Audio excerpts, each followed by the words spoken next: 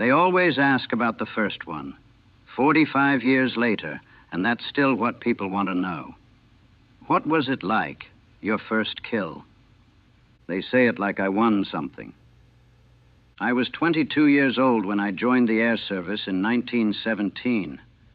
Farm kid from Iowa who'd never been higher than the hayloft.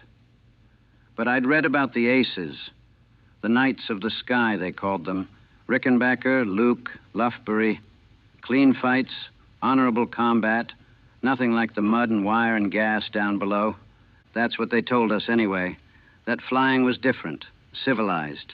I believed it. God help me, I believed every word. Training was at Issoudun in France. They gave us Nieuports, flimsy things that rattled like they'd shake apart if you sneezed. We learned to fly, learned to shoot, learned all the fancy maneuvers that were supposed to keep us alive. The Immelman turn, the barrel roll, how to come out of the sun so Jerry wouldn't see you coming. Made it all sound like a game, like football, but with wings. Lost 3 boys during training, crashes mostly. Jenkins spun into the ground trying to pull out of a dive. McCarthy's engine quit at 200 feet. No time to do anything but watch.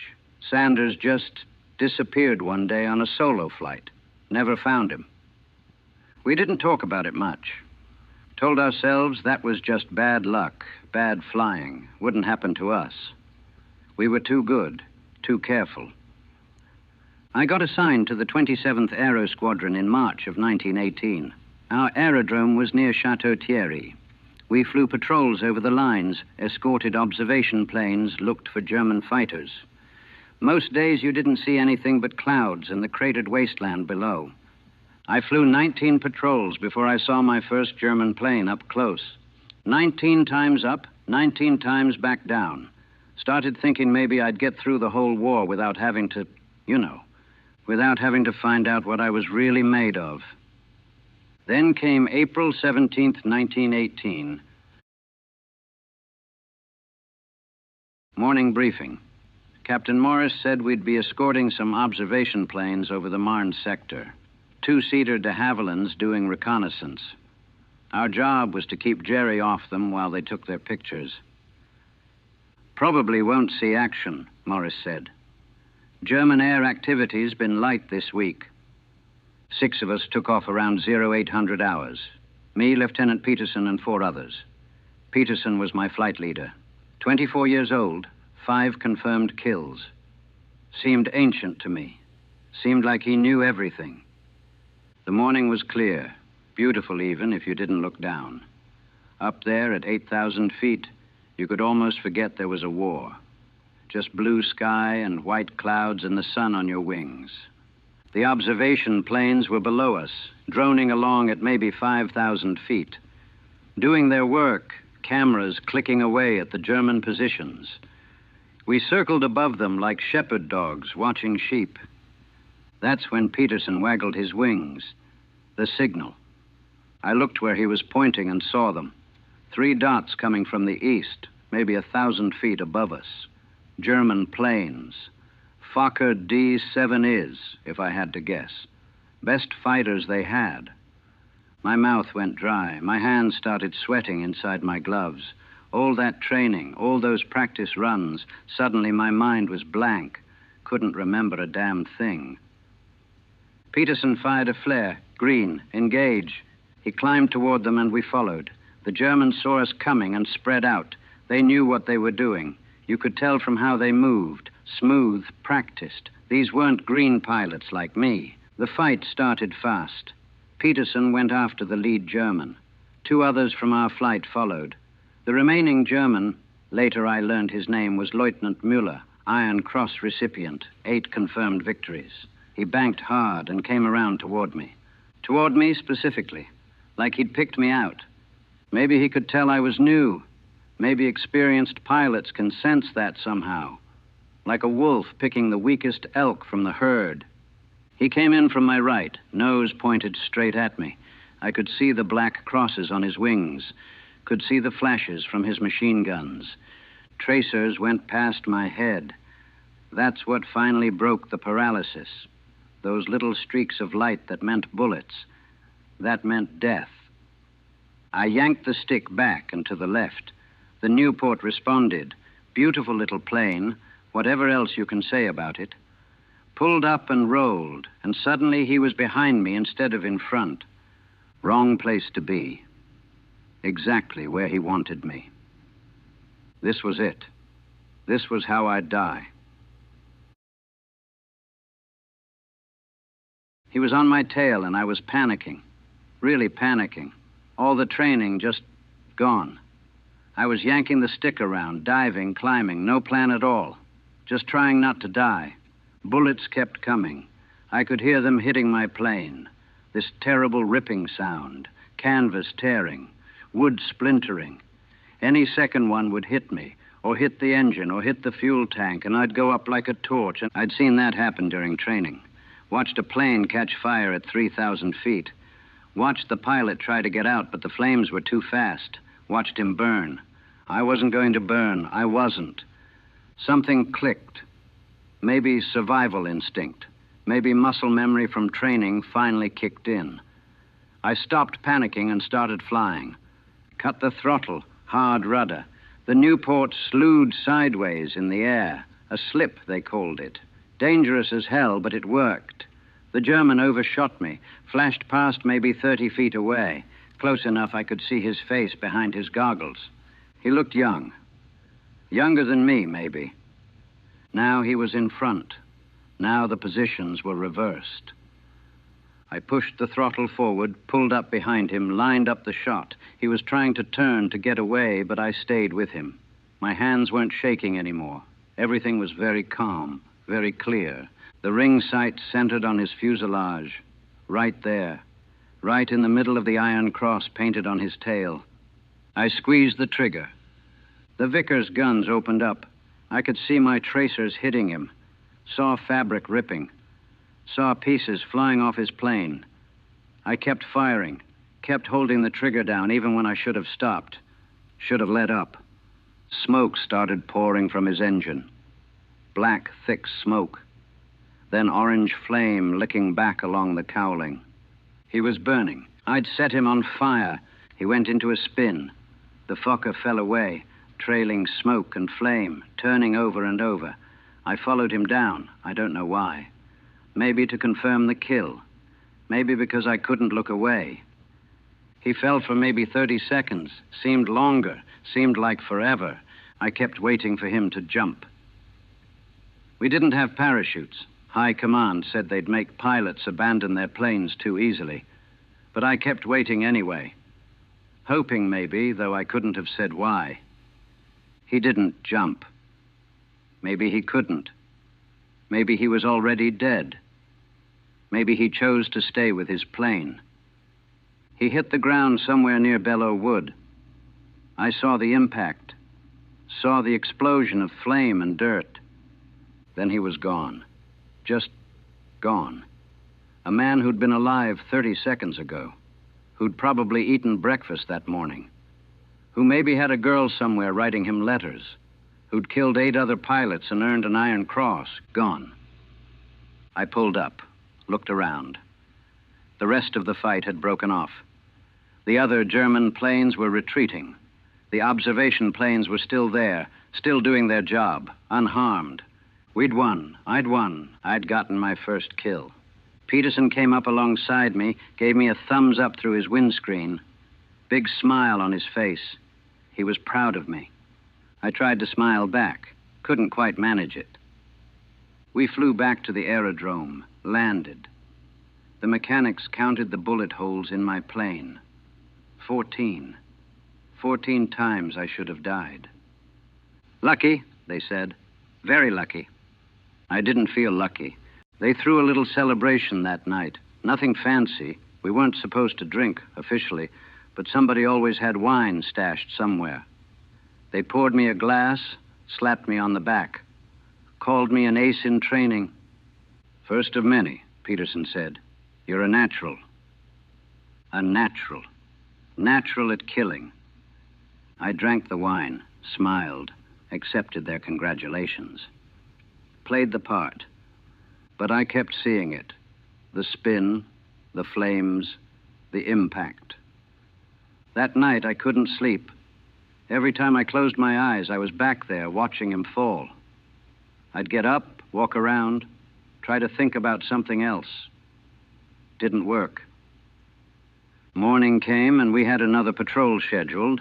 I threw up before takeoff, told them it was something I ate. Maybe they believed me. Probably they didn't. We flew. Didn't see any Germans that day. Relief and disappointment all mixed together. I wanted to prove yesterday wasn't a fluke, that I could do it again. But I also hoped I'd never have to. The kills came easier after that. Not easy, never easy, but easier. Second one was 2 weeks later, a two-seater observation plane. Got him from behind, engine shot to pieces. He managed to glide down, landed in a field on our side of the lines. I found out later both crew members survived. They were taken prisoner. I was glad about that, genuinely glad. Meant I hadn't killed anyone that day. Third kill, the pilot didn't survive. Fourth, I'm not sure. Lost him in clouds after I hit him. Fifth through eighth, all confirmed kills. I made ace by July. They put my picture in the paper back home. Iowa farm boy becomes flying ace. My mother sent me the clipping. She was so proud. I kept flying, kept fighting. By the time the armistice came in November, I had 12 confirmed victories, 12 German planes destroyed, probably more than 12 dead Germans, counting observers and gunners. 12 times I'd sent men to their deaths. They gave me medals, the Distinguished Service Cross, the Croix de Guerre from the French, promotions, recognition. But that first one, April 17th, 1918, that's the one I remember most clearly. That's the one I still see when I close my eyes. They always ask about the first one. What was it like? It was like murder. Doesn't matter that it was war. Doesn't matter that he was trying to kill me first.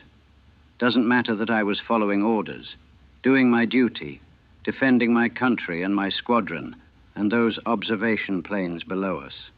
I still killed him. Still watched him burn. Still watched him fall. And some part of me fell with him. They called us knights, the last chivalrous warriors. Said aerial combat was clean, honorable, not like the trenches with their gas and mud and rats. We believed it because we wanted to, needed to. We had our rituals, our codes. We'd drop messages over enemy aerodromes when we shot down one of their aces, telling them he'd been buried with honors. They did the same for us. We kept score like it was a sporting match. Respected each other, supposedly. Professional regard between warriors. All of it was a lie we told ourselves to make it bearable. There was nothing clean about watching a man burn alive at 5,000 feet. Nothing honorable about shooting someone in the back because that's how you survive a dogfight. Nothing chivalrous about the terror in your gut every time you climbed into that cockpit knowing this might be the day your luck ran out. We were killers, professional killers. The fancy uniforms and the medals and the newspaper articles didn't change that. I knew boys who went mad from it. Jennings started taking more and more risks, like he wanted to die but couldn't bring himself to do it outright. Finally got his wish over Verdun. Went down under 4 German fighters, never had a chance. Morrison started drinking, heavy. They sent him home eventually, but I heard he never stopped. Drank himself to death by 1925. Peterson. Remember Peterson, my flight leader? He made it through the war. 23 confirmed kills.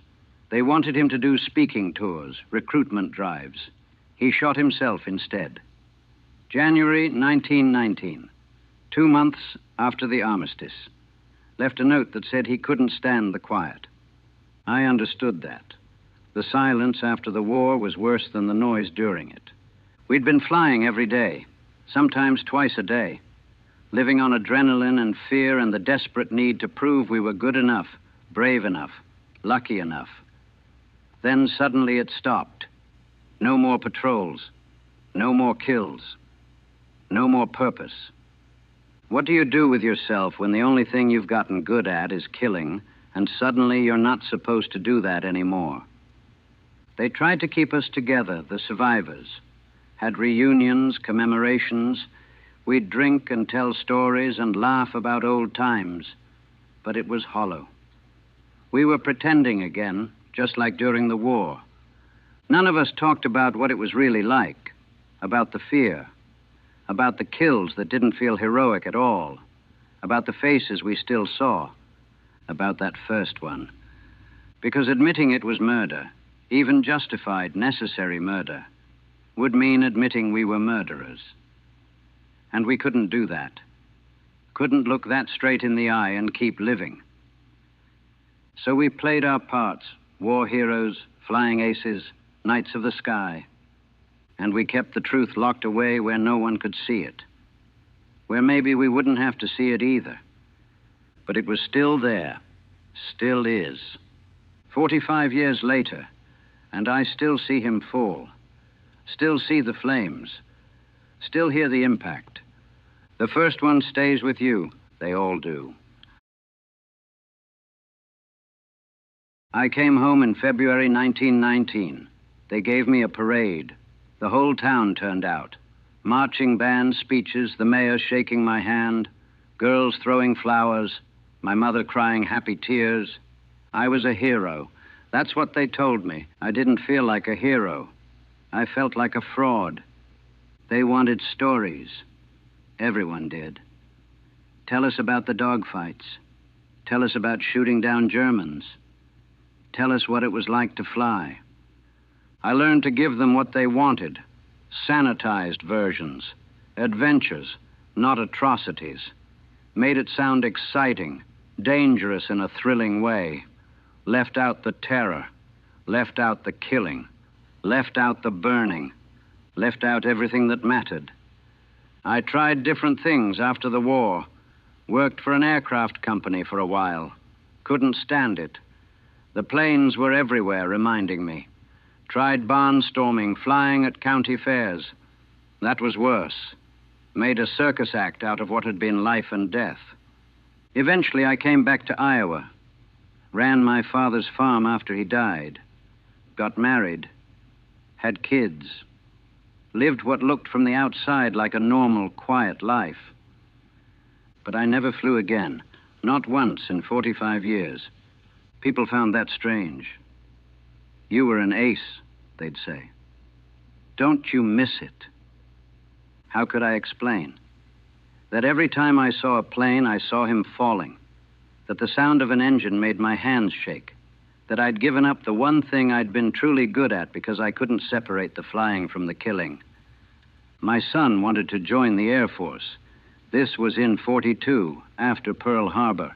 He was 18, eager, full of the same dreams I'd had. Wanted to be a fighter pilot like his old man. I told him no. Almost got into a fight about it. He couldn't understand. Called me a hypocrite. Here I was, war hero with 12 kills, and I didn't want him to serve. I couldn't explain that I didn't want him to know what it felt like. That first kill. That first moment when you realize you've ended a human life and there's no taking it back. He went anyway. Flew B-17s over Germany. Made it through. Came home changed, with that look in his eyes I knew too well. We've never talked about it. Not really. What's there to say? He knows now. The thing I couldn't explain with words, he learned for himself. That's the real cost they never count. The medals and the honors and the parades, they're all for something that breaks you.